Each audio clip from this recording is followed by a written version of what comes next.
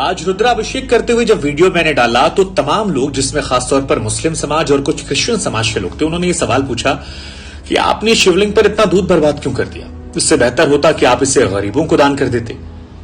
चलिए, इनका तो ठीक था, लेकिन मुझे हैरानी तब हुई जब हिंदू वर्ग के तमाम लोगों ने कहा कि खासतौर पर नई पीढ़ी के लड़कों ने कि सर आपको ये नहीं करना चाहिए था, इससे काफी बर्बादी होती है, गरीबों को आपको दान कर देना चाहिए था।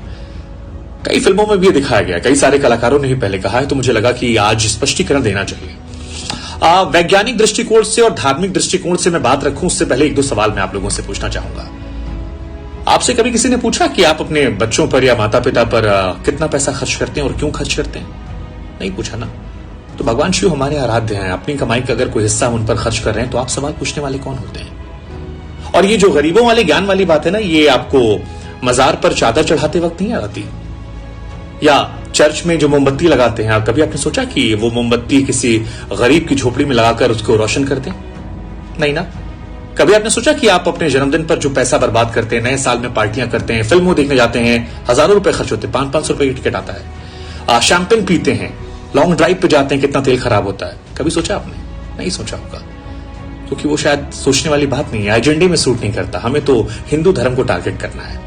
चलिए ठीक है, अब आते हैं धार्मिक और वैज्ञानिक दृष्टिकोण पर। विष्णु पुराण की माने तो भगवान शिव ने समुद्र मंथन के दौरान जब विष को ग्रहण करना शुरू किया तो उनका शरीर तपने लगा।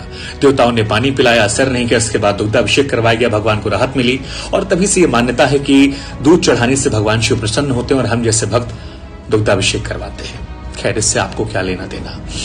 इसके अलावा क्या आप जानते हैं कि ज्यादातर शिवलिंग जो हमारे हैं वो नदियों के पास, कुएं के पास है, समुद्र के पास है? क्यों? क्योंकि ऋषि मुनियों ने व्यवस्था की थी कि जब दुग्धाभिषेक करेंगे तो उसे इकट्ठा कर लिया जाएगा और उसे या तो गरीबों में दूध को बांट दिया जाएगा या फिर उसका चरणामृत बनाकर भक्तों में बांट दिया जाएगा। हाँ, ये सच है कि आक्रांताओं के आक्रमण करने के बाद कुरीतियां बदली, बदले वक्त में बदली, लेकिन धार्मिक मान्यता यही है। खैर, एक और बात बता दूं आपको मैं कि हिंदुस्तान वो देश है जो कृषि प्रधान देश है। यहां पर कभी भी खाने पीने या दूध के सामान की कमी नहीं थी। हिंदुस्तान की बात अलग थी, ये चीजें अवेलेबल थी। खैर,